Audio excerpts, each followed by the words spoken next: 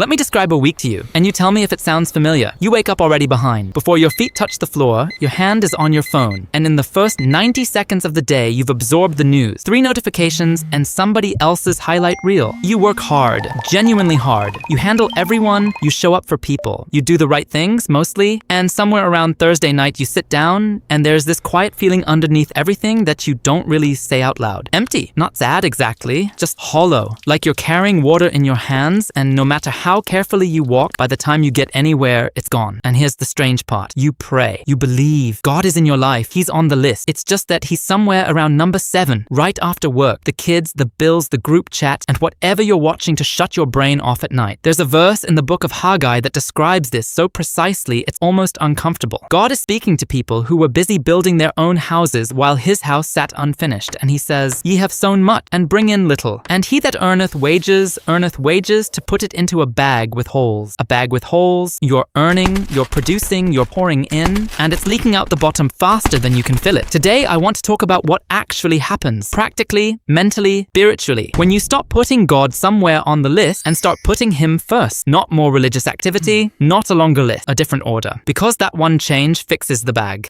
My name is ABJ, and on this channel, we talk about walking with God in the middle of an ordinary, busy, complicated life. The real one, not the polished version. If that's you, take a second and hit subscribe, and give this video a thumbs up so it reaches somebody else who needs to hear it today. And I want to be honest with you, before we go one step further, I'm not standing here as somebody who has this mastered. I'm telling you what happens when you do it, and I'm telling you what happens when you don't. And I know both deeply. Here's what most of us think putting God first means. We think it means doing more. More church, more reading, more serving, a longer quiet time. We hear put God first, and what we really hear is add another item to a life that's already overflowing. And so we try for about 9 days, we get exhausted, we miss a morning, then a week, and we quietly conclude that we're just not that kind of Christian. But that's not what the word first means. And this is the thing that changes everything once you see it. Look at how scripture uses it. In Proverbs it says, "Honor the Lord with thy substance and with the first fruit of all thine increase." First fruit, that's an agricultural word, and it's very specific. In a farming culture, the first fruits weren't the biggest portion of the harvest. They weren't the best quality portion. They were the earliest portion, the part that came in before you knew how the rest of the season would go. So, giving God the first fruit was never mainly about quantity. It was about sequence. It meant before I know whether there's going to be enough, before I see the full harvest, before I secure myself, God gets the first piece, which means put God first is not a command to do more for God. It's a command about order, about what gets the first slice of your day, your attention, your income, your decisions, before everything else takes its cut. And the reason that distinction matters so much is this. Everybody has a first. Nobody's life is unordered. Whatever gets your first waking thought, whatever you consult before you decide, whatever you protect when everything else gets squeezed, that thing is already sitting in the first position. If it isn't God, something else has quietly taken the seat. You don't have to choose whether something is first. You only get to choose what. Now let's talk about why sequence has this much power. Because this isn't just poetry. There's a real mechanism here. Jesus says it as plainly as it can be said in Matthew chapter 6. "But seek ye first the kingdom of God and his righteousness, and all these things shall be added unto you." And I want you to notice something almost everyone misses about that verse. The context. Read what comes immediately before it. Jesus isn't teaching about religious devotion there. He's teaching about anxiety. What you'll eat, what you'll drink, what you'll wear, the stuff that keeps you awake at 2 a.m. That entire passage is about worry, and seek ye first is his answer to it. So he's not saying God deserves the top slot because God needs the recognition. He's saying you were never designed to carry the weight of arranging your own life. And when God is first, that weight comes off. Not because your problems vanish, but because they stop being yours alone to solve. There's a second piece to the mechanism, and it's in the same chapter. "For where your treasure is, there will your heart be also." Notice the direction of that sentence. We assume the heart leads and behavior follows. That once I feel close to God, then I'll start prioritizing him. Jesus says it runs the other way. Put the treasure somewhere, and the heart follows it there. That's why feelings are a terrible starting point and a wonderful result. You don't wait to feel it and then do it. You do it, and the feeling comes to find you. And then there's Psalm 127, which is the whole thing in one line. Except the Lord build the house, they labor in vain that build it. In vain, not they fail. They can absolutely still build something, it just doesn't hold. That's the bag with holes again. It's completely possible to build a real career, a real reputation, a real full calendar, and have the whole structure resting on nothing, so that everything you pour in keeps draining out and you can never figure out why more never feels like enough. So let's get to the actual question in the title. What happens, really, when you put God first every single day? 5 things, and they don't arrive on day 1. They arrive quietly over weeks, and usually you notice them in reverse. 1. Your anxiety loses its grip. Not because circumstances change, but because you've handed the outcome to someone who isn't tired. There's an enormous difference between waking up as the manager of the universe and waking up as a son or a daughter with a father who already went ahead of you into the day. Same problems, completely different weight. Peter puts it directly, casting all your care upon him, for he careth for you. Most of us are trying to carry cares that we were explicitly told to hand over. 2. Your decisions get simpler. This one surprises people. When God is genuinely first, whole categories of decision just disappear, because you're no longer optimizing for 6 competing masters at once. No man can serve 2 masters, Jesus said. And most of our decision fatigue is exactly that. Trying to serve God and image and comfort and ambition and everyone's approval all in one calendar. Remove the competition and the choices clarify. Proverbs says, "In all thy ways acknowledge him, and he shall direct thy paths." Direction is downstream of acknowledgement. 3. Your work stops carrying weight it was never built to carry. When God isn't first, your job quietly becomes your identity, your security, and your source of worth. 3 jobs it is completely unqualified to do. So every setback at work becomes an identity crisis. But when God holds first place, your work becomes what it was always supposed to be. Something you offer, not something you are. And here's the irony people don't expect. Most find they work better that way. Less frantic, less desperate for validation. Fewer decisions made from fear. 4. Your relationships change because you stop asking people to be God. This is the one nobody warns you about. When God isn't first, someone else has to fill that space. A spouse, a friend, a parent, your kids. And no human being can survive being someone's ultimate source. It's too heavy. They will fail because they're finite, and you'll be quietly resentful about it without ever knowing why. Put God back in first position, and the people in your life get demoted into something much healthier. People. Loved deeply. No longer responsible for holding you together. 5. Your time expands. I know how that sounds. You give the first block of your day away, and somehow the day gets bigger. But nearly everyone who does this consistently reports the same thing. The hours got more useful, partly because a mind that starts anchored wastes far less energy on internal noise, and partly, I'd say, because God does something with surrendered time that we don't fully get to see the math on. Look at Jesus himself. Mark chapter 1.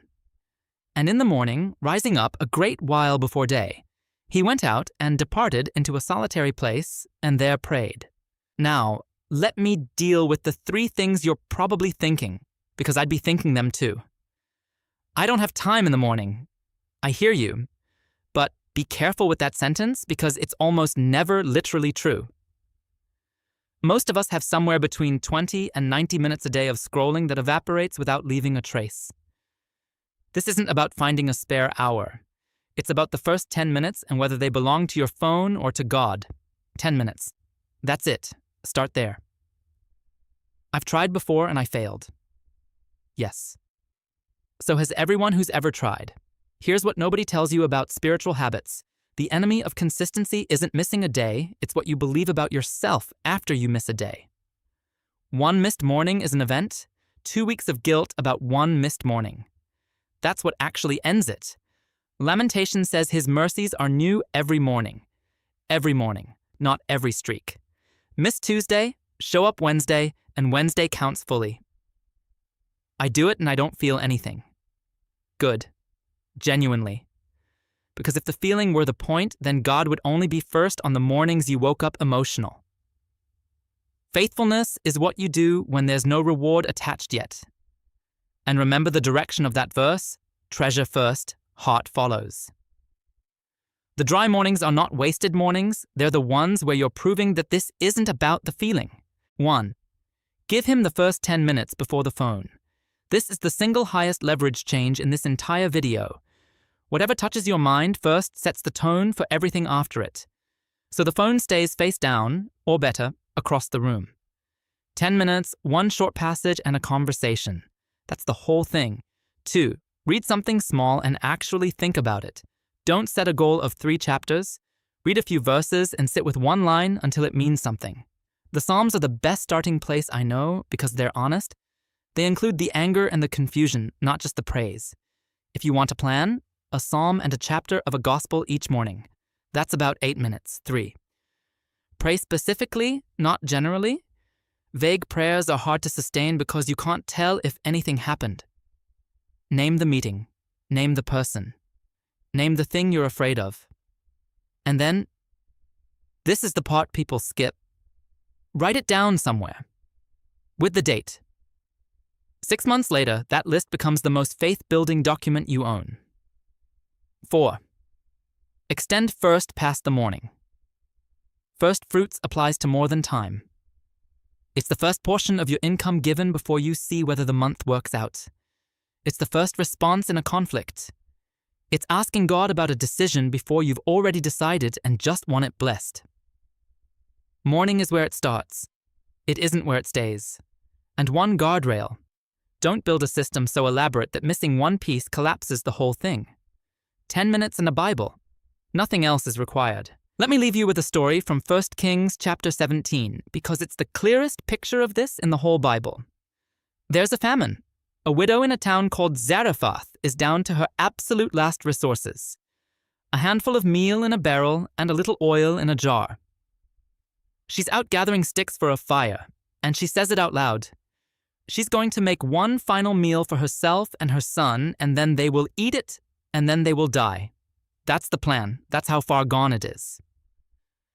And the prophet Elijah shows up and asks her for something almost offensive under the circumstances. He says, "Make me a little cake first, and afterward make some for you and your son." First, not share what's left. Not give me the leftovers. Give God's prophet the first piece, out of the last thing you have before you feed your own child. And I want you to sit with how unreasonable that is, because if we're honest, that's exactly what this feels like on the mornings when you're already behind, already exhausted, already short. Giving the first piece feels like it comes out of a supply that cannot afford it. She does it anyway. And the text says the barrel of meal did not waste, and the jar of oil did not fail. Not that she was handed a warehouse. That would have been a different kind of story. Every day there was exactly enough, and it kept not running out through the whole famine. That's the pattern. It's rarely abundance dropped in your lap. It's a supply that quietly stops running out. Here's what I want you to notice, though. She never would have discovered that if she'd eaten first. If she'd made the reasonable choice, feed my son, then see what's left for God. The barrel would have emptied exactly like she calculated, and she never would have known there was anything else available. The miracle lived on the other side of the order. And that's the honest, slightly uncomfortable truth of this whole thing. You cannot verify it in advance. You put God first before you can see how the season turns out. That's what first fruits means. That's what faith is. So here's what I want you to do. Not next Monday, not starting next month, tomorrow morning. Set the phone across the room tonight.